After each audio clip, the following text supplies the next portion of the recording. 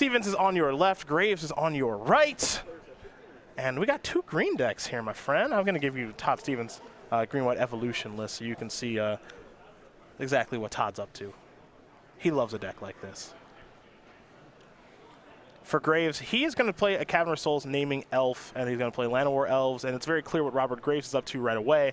The Elves deck that we were watching here, Ross Merriam was able to make the elimination rounds in Richmond with Elves, and Elves is a deck that's starting to get a little bit of popularity on Magic Online as well. It is as straightforward as can be. You play all your Elves, you have Court of Calling Collected Company as 4 Elves, you've got Azuri, which you want to find to be able to kill your opponent, and you've also got the infinite mana combo kind of baked into your deck of Devoted Druid plus 1 copy of Vizier of Remedies. That's it. And I think when I've watched Elves, anytime they're in a creature-on-creature matchup that doesn't involve a ton of removal, Elves looks like a dominant deck in all sorts of matchups because it's so redundant, it's so fast, and now with that combo, as you mentioned, you can actually go infinite. Stevens gaining infinite life is not good enough. No, it is not. For Graves, he's just going to play 2 more Elves, 2 copies of Elvish Mystic. Only 1 land here for Robert, but mana, he's got 4 of it right now, which means he could play Collected Company next turn. For Stevens, he just played a Scavenging Ooze. Now he's going to attack with the Ooze. So it's going to be 18-18 here. Now we'll see where Stevens wants to go next. He does have Archangel of Thune in hand. He'll sacrifice a Windswept Heath, and now he's going to play a Kitchen Finks, so he'll gain a little bit of life and, of course, hope that he is not dead here somehow. And when we speak to redundancy, you know, all the Elves feed into each other, and it generates a ton of mana. The creatures on Stevens' side of the table are just sort of a mismatch of utility. It's much harder for him to get his combos online, and they aren't necessarily good enough. Graves has neither of those problems.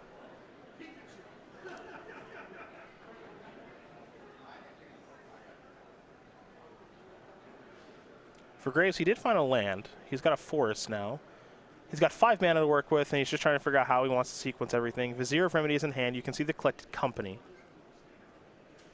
Looks like he's also got a Deerwind's Elite and a Court of Calling as well. So the goal here, of course, if you're Graves, is just to figure out the easiest way to get the game over with as fast as possible. Your hand's pretty good. And he's just going to pass right now and set up either Collected Company or Court of Calling.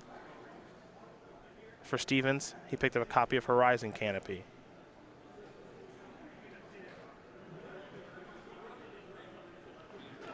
Todd, very well-versed Modern player, as we know. He's put a lot of Modern decks on the map, be it Bant Eldrazi, this green-white Evolution deck. There's also, of course, the success that he's had with Eldrazi-tron, as here's a Collected Company. Top 6, Azuri among them, and now there's a Devoted Druid as well. It looks like Stevens may have a Path to Exile in hand. See if he wants to fire that off right away or not. And he's already reaching. So he's going to go after Azuri, which is a pretty natural target. Well, the paths don't have a lot of good targets against Elves because so much of them just make a mana. And so pathing and allowing your opponent to find a forest is not very good. But Azuri is one of the sort of linchpin cards. That's a fine card to use a kill spell on. The problem here for Stevens in just a moment is that Graves is going to have access to infinite mana because he's already got the Vizier of Remedies in hand. So that in combination with Devoted Druid is infinite green mana. And we're going to find out if Graves has anything to do with it as he does untap. Yeah, any payoff card here is good enough to win the game. And I actually think he does have Court of Calling in hand. But the problem right now is the lack of a white source. No Horizon Canopy. No Windswept Heath. Another Cavern of Souls, Rage of Thicket, all that stuff. So no white source just yet, oddly enough. Here's Elvish Archdruid. Oh, the Westvale Abbey. Into a Darwin's Elite, which will bring an 1/1 elf token along with it. So no infinite mana just yet, but could do a little bit of work with Westvale Abbey transforming into Ormondal. Well, we go to Stevens, who has a Ghost Quarter, and now an Archangel of Thune. And he will simply pass the turn back. Graves is going to play Court of Calling.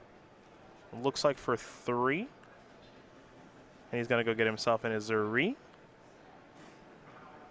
This game might be over right now, Patrick. I think we're done here. when it is creature on creature, like you mentioned, Elves is in a really good spot. Right. There's a couple ways that you can attack Elves. I think that being a spell-based deck where you're ignoring their ability to just winning combat a ton, that's one way to do it, or just play with a lot of removal. There's the white mana that was missing. So here's Vizier of Remedies. Make infinite green mana, give all your creatures +3/+3, and trample as many times as you'd like, and that makes things very easy. As Robert Graves is going to win game number 1 here over Todd Stevens, Elves very quickly destroys Greenwood Evolution again number 1, and it's because the matchup is creature on creature, and you saw Stevens with a little interaction, he did draw a path, but one path isn't going to stop this deck. No, if both people are just dumping creatures on the table, I think Elves gets the better of that across a wide spectrum of matchups. To the sideboards we go. We'll start with Todd Stevens, number 1 on the SCG Tour leaderboard, who's got 2 Stony Silence, 2 Engineered Explosives, 2 Gideon's Intervention, 2 Surgical Extraction, 7 Fun-Ups here, and even Mind Sensor, Elspeth Sun's Champion, Kataki Wars, Wage, Linvala, Keeper of Silence, which is a doozy in this matchup, along with a Reclamation Sage, an Eidolon of Rhetoric, and a Sigarda, Host of Herons. This is pretty lean here. The 2 copies of Engineered Explosives and the Linvala are great, and then past that, I don't know if any of these cards come in. Maybe Eidolon or Rhetoric, but even that, it's not like Graves is playing that many spells in one turn.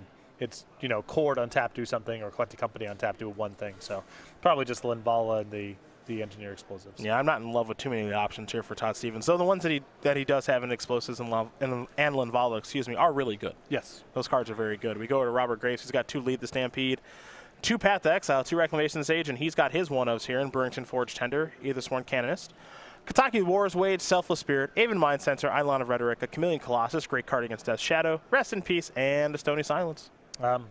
Pretty light sideboarding here probably as well. The 2 copies of Path to Exile seem fine. Maybe Graves doesn't know exactly what Stevens is up to, but it's probably a synergy-based creature thing, utilizing the graveyard, so paths are fine. The 1 Aven Mind Sensor is low cost. Todd's deck probably picks it up and shuffles a little bit. Caught me in the Lead the Stampede maybe as well, but very light sideboarding. Yeah, not a ton, right? Not a ton. Not a ton. Well, both players here are going to sideboard and shuffle for game number 2. Todd Stevens will be on the play. And while we wait for them to get ready, we did announce another Grand Prix that we're hosting here. We just finished up with Grand Prix Washington, D.C., and we've got a Grand Prix in Atlanta taking place here very, very soon. Details for that event are coming up right now from Split Second's own Jeremy Knoll. On November 10th through the 12th, make plans to be part of Magic the Gathering history when StarCityGames.com proudly presents Grand Prix Atlanta.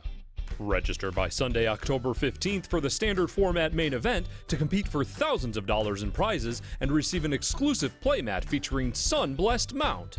Select the 3-day Infinite Challenge package to compete in all challenge events for one low price, while also walking away with the exclusive Sun Blessed Mount playmat.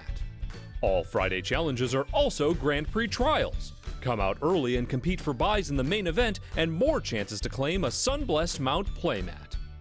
Prefer 100-card formats? Register for the Ultimate Commander package to play in 4 Commander on-demand events and take home a Commander vs. playmat and Ultimate Guard Boulder deck case. Want to play on Magic's grandest stage? Compete in the Pro Tour qualifier on Sunday and receive a Progenitus foil promo just for playing, plus the chance for an invitation to Pro Tour Rivals of Ixalan in Bilbao, Spain. And don't forget to come say hello to Grand Prix Atlanta's many special guests, including cosplayer Christine Sprankle and an artist alley full of fan favorites, headlined by guest of honor Therese Nielsen. Be part of Magic the Gathering history. Register for Grand Prix Atlanta today.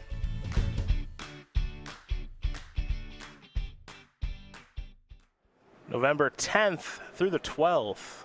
Grand Prix Atlanta. Going to be a lot of fun.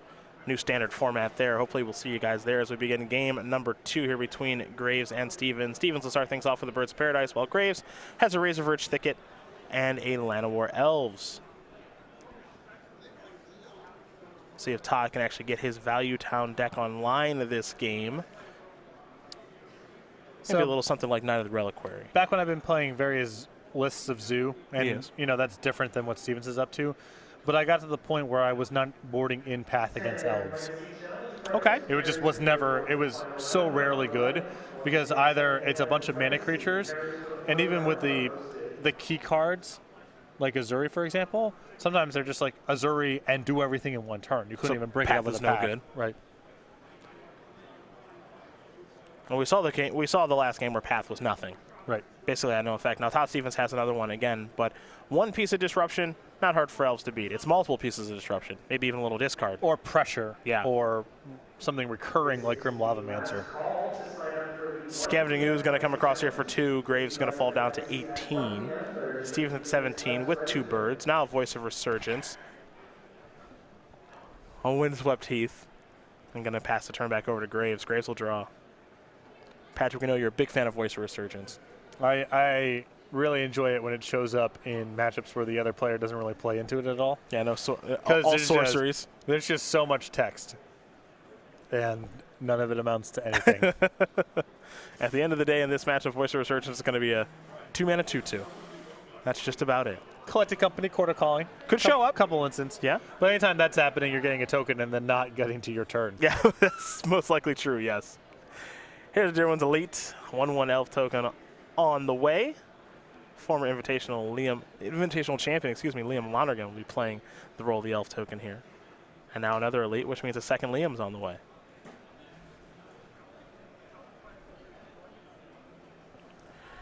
Graves with the setup.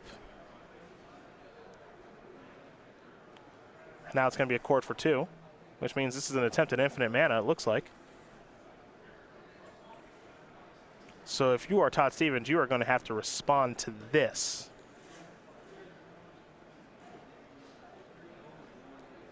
Well, you could wait for him to get the Vizier and then break it up if you wanted to. That's very hard to do. Oh, it's because you can just respond. Correct. Yeah, you're just responding. That's very right. hard to do. Yeah, he's got to do it now then. Because the problem is, now he just gets a different utility creature. Yeah. Or in this instance, he just gets another Devoted Druid and can set up the combo again if he's got another way to get a Vizier. Yep. You would ideally like to let him get a Vizier and then break it up and leave him with a Vizier not doing very much in play. Yeah, if you could. But it doesn't work that way. Yeah. So he gets the cord for the right combo piece and then try again maybe next turn. Stevens is going to search up a little something here with the Windswept Heath. We'll see what land he wants to go get. Now you can see Stevens' cards just, they are nonsense. It doesn't line up at all with what the game is about. No. In some matchups, Ooze, Voice, Path, really good cards. Yep. In this matchup, nope. Now, he does have some cards he can draw that are very good. Linval is a real doozy. Wooded Foothills isn't. He does have Eternal Witness, which would be a second copy of Path. That's not so bad. The paths are only staving off for so long. Here comes Ooze. And now this is Witness. It'll get back Path Exile. And that is Todd Stevens' only line of defense at the moment. So Graves is going to untap all these Elves and those 4 lands. He'll draw a card. Picked up a copy of Cavernous Souls, has another Cord in hand, and also has a copy of Azuri, Renegade Leader. Elves looking pretty good right now.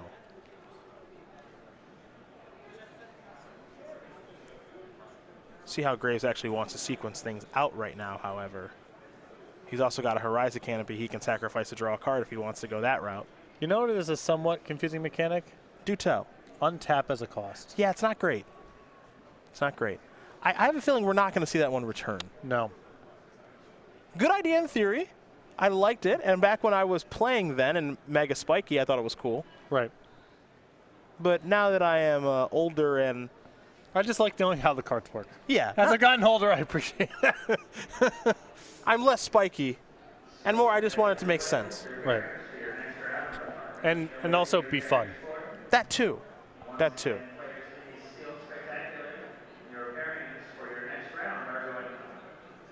Devoted Druid, probably the best card that had that mechanic? Probably.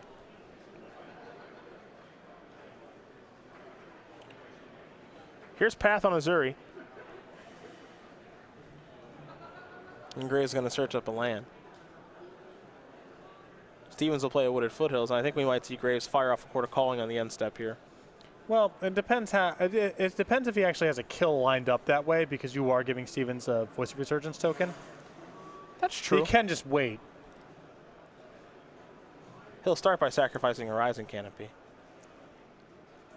And he won't fire off Core just yet. He'll instead untap and draw. I think he may have actually found another copy of Azuri. But there's another Devoted Druid first. Play Razorverge Thicket, pass the turn back. Scavenging Ooze is going to need a couple cards out of Robert Graves' graveyard. Stevens will draw a card. Not the most confident draw steps here from Stevens. I'm just going to very happily play a Windswept Heath, pass the turn back. There's Azuri Renegade Leader. Graves pretty confident with how things are going. I actually think he's going to be able to tap these for green. He might be able to do a lot of work with the overrun here. So he's got 4 green. This is 5. Yeah. So one of the things you can do is he can overrun, and he'll be able to overrun, and his creature will be big enough just to do it this way. Yep. He doesn't even need the infinite mana and be able to attack for a ton of damage. So it doesn't even need the Vizier to get the job done. Azuri in combination with 2 Devoted Druids is more than enough for Robert Graves to win this match over Todd Stevens 2-0 as Elves destroys Greenwood Evolution, and for Todd Stevens, who we know and love, this matchup's horrible for him.